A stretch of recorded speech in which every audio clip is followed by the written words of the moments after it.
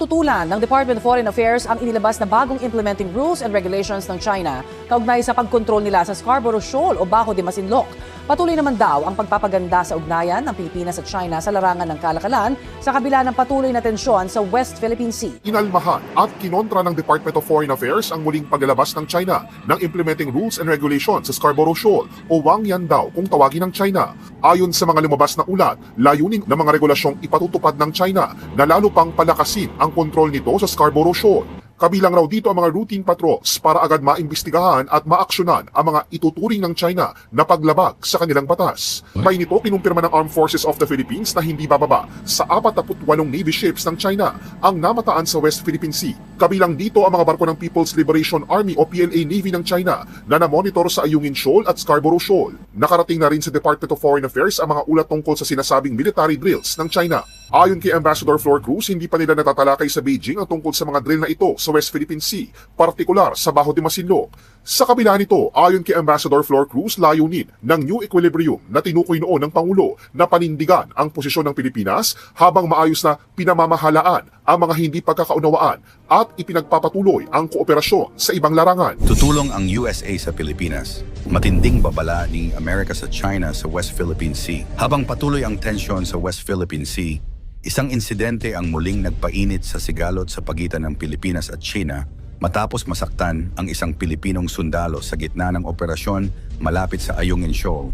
Ayon sa Armed Forces of the Philippines, nasugatan ang isang tauhan ng Philippine Navy matapos umanong hampasin ng isang miyembro ng China Coast Guard habang nagsasagawa ng lehitimong resupply mission para sa mga sundalong nakaestasyon sa BRP Sierra Madre. Mariin itong kinondena ng pamahalaan ng Pilipinas at tinawag na isang seryosong anyo ng harassment laban sa mga Pilipino. US naglabas ng matinding babala sa China. Hindi nagtagal ay naglabas ng pahayag ang Estados Unidos bilang tugon sa insidente. Mariing kinondena ng US Embassy sa Maynila ang umano'y mapanganib at agresibong kilos ng China laban sa mga tauhan ng Pilipinas. Nanawagan din ang Amerika sa Beijing na itigil ang mga aksyon na nagdudulot ng panganib sa kapayapaan at katatagan sa West Philippine Sea. Pinuri rin ng Estados Unidos ang pagiging profesional at mahinahong paghawak ng Armed Forces of the Philippines sa kabila ng nangyaring komprontasyon.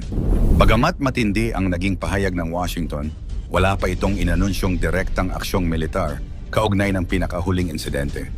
Tutulong ba ang US kung muling atakihin ang Pilipinas? Isa sa mga madalas na tanong ng publiko ay kung papasok ba ang Amerika sa anumang labanan sakaling lumala pa ang tensyon sa West Philippine Sea. Batay sa umiiral na Mutual Defense Treaty o MDT ng Pilipinas at Estados Unidos, maaaring magkaroon ng obligasyon ang Amerika na tumulong kung magkakaroon ng armadong pag-atake laban sa armed forces, public vessels, o military aircraft ng Pilipinas sa Pacific, kabilang ang South China Sea.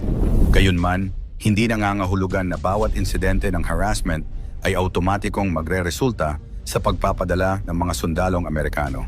Karaniwang sinusuri muna ng magkabilang pamahalaan ang bawat pangyayari bago magpasya kung anong hakbang ang naayon sa kanilang kasunduan at sa umiiral na sitwasyon. Sa ngayon, ang pangunahing suporta ng Estados Unidos ay nananatili sa diplomatikong pagkondena, pagpapakita ng suporta sa Pilipinas at pagpapatuloy ng malapit na ugnayang pangseguridad ng dalawang bansa. Sa kasalukuyan, malinaw ang mensahe ng Estados Unidos. Suportado nito ang Pilipinas at nananawagan itong igalang ang international law at panatilihin ang kapayapaan sa West Philippine Sea. Init pa na tensyon, naghanda na ang Pilipinas gamit ang tulong ng US. Mula sa Amerika, dumating na ang mga bagong armas. Hindi lang ito basta-basta. Isang buong defense system ang binigay ng Amerika sa Pilipinas bilang bahagi ng kanilang lumalalim na ugnayang militar. Ang tinatawag na Navy Marine Expeditionary Ship Interdiction System, NEMESIS, ay isang mobile missile launcher system na kayang pabagsakin ang mga barko sa loob ng ilang minuto. Kasama rin dito ang MADIS o Marine Air Defense Integrated System na kayang basagin ang mga drone o eroplano na sumusubok na sumalakay sa ating airspace. Ang deployment ng mga armas na ito ay bahagi ng balikatan exercises, pero malinaw rin itong mensahe sa China. Hindi nyo basta-basta matatakot ang Pilipinas. Ang mga system na ito ay unang beses lamang na gagamitin sa isang military exercise sa Pilipinas.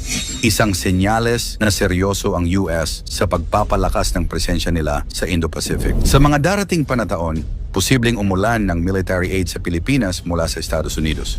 Ayon sa mga ulat, 2 bilyong dolyar ang posibleng maaprubahan na tulong militar mula 2026 hanggang 2029 bilang bahagi ng pagsuporta ng US sa mga kaalyado nito sa harap ng lumalakas na tensyon sa rehiyon. Dagdag pa ito sa naunang ipinangakong 500 milyong dolyar mula mismo sa dating administrasyon ni Presidente Joe Biden. Hindi ito basta donasyon lang, malamang ay gagamitin ang malaking bahagi ng pondo para bumili ng 20 F-16 fighter jets, mga high-performance na jet fighter mula sa Amerika na kayang lumaban sa mga Chinese J-20 at iba pang advanced aircraft. Dagdag pa rito, tapos na ring i-deploy ng South Korea ang mga FA-50 light fighter jets na binili ng Pilipinas. Ibig sabihin, paunti-unti nang nabubuo ang modernisadong Philippine Air Force, handa sa kahit anong sagupaan sa himpapawid. Maraming paghahanda ang ginagawa ng Pilipinas at US. Isa na rito ang napakalaking military drill na isinagawa noong Balikatan 2024. Mula Abril 22 hanggang Mayo 10, mahigit 16,000 mga sundalo ang nagsanib puwersa.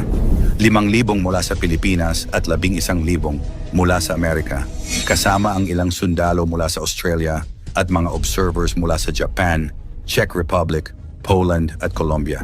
Hindi lang ito simpleng training. Isinagawa ang mga drills sa mga lugar na napakasensitibo tulad ng Northern Luzon, Palawan at Batanes, mga lugar na malapit sa Taiwan Strait at West Philippine Sea.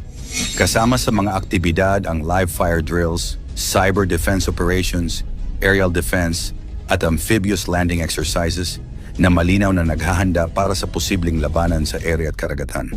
Ang mensahe ay simple, handa ang Pilipinas at mga kaalyado nito kung sakaling lumala pa ang tensyon sa rehiyon. Ibig sabihin, tahimik ngunit agresibo ang kilos ng China na tila gustong ipakita kung gaano kalawak ang kanilang kayang galawan at gaano sila kadeterminado sa pag-aangkin ng mga bahagi ng karagatan. Kasunod ng tensyon sa dagat, dumaan naman ang USS William P. Lawrence, isang US guided missile destroyer sa gitna ng Taiwan Strait noong April 23. Ayon sa Amerika, ito ay bahagi lamang ng kanilang Freedom of Navigation Operations o karapatan ng lahat ng bansa na malayang makadaan sa international waters.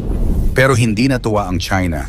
Agad silang nagpadala ng mga warships at military aircraft para bantayan ang US vessel. Tinawag pa nila ang aksyon na ito bilang public hype at provocation. Ang tensyon sa Taiwan Strait ay isa sa mga pinakanakakabahalang posibleng trigger ng mas malawak na digmaan. At ngayon, lumalapit na ito sa teritoryo ng Pilipinas. Habang abala naman sa military movements ang China, may isa pang malaking sugat na unti-unting lumalala, ang epekto ng trade war sa kanilang ekonomiya. Dahil sa mataas na tariffs na ipinataw ng Amerika, maraming mga Chinese factory ang nalulugi at nagsasara. Halimbawa, isang Volkswagen factory sa Nanjing ang tuluyang isinara matapos ang 16 na taon ng operasyon. May mga protesta ng manggagawa dahil hindi na ibigay ang kanilang sahod, isang malinaw na senyales ng krisis. Pati ang malalaking tech companies tulad ng Temu ay nagsimula ng makaramdam ng epekto. Lalong tinatamaan ang mga small at medium-sized businesses na siyang bumubuo ng backbone ng ekonomiya ng China. Sa dami ng kaganapan, iisa lang ang malinaw. Lumalalim ang papel ng Pilipinas sa pandaigdigang banggaan ng mga makapangyarihang bansa. Ang dami ng armas, sundalo at military aid na pumapasok sa bansa ay indikasyon na ginagawang base militar ang Pilipinas. Hindi lang para sa depensa, kundi para sa posibleng opensiba ng Amerika sa oras na lumala pa ang tensyon. Ang Balikatan drills ay tila rehearsal na para sa isang totoong digmaan. Hindi lamang aksidente kung saan ginaganap ang mga exercises tulad ng malapit sa Taiwan at West Philippine Sea. Strategic location ito. Malinaw na pinapakita ng US na sa oras ng giyera, kasama ang Pilipinas sa frontline. Mahalagang tanong ngayon, handang-handa ba tayong ipaglaban ang ating soberenya? O baka naman pinapaikot lang tayo sa gulong ng mga superpower na may sariling agenda? Sa panahon ngayon, hindi sapat ang tahimik na diplomasya. Kailangan ng matibay na liderato, malawak na kaalaman, at higit sa lahat, malakas na paninindigan para sa bayan. Ano ang dapat gawin ng Pilipinas dahil sa posibleng pagkakaipit nito sa sitwasyon? Ikomento mo naman ito sa ibaba. Huwag kalimutang i-like at i-share.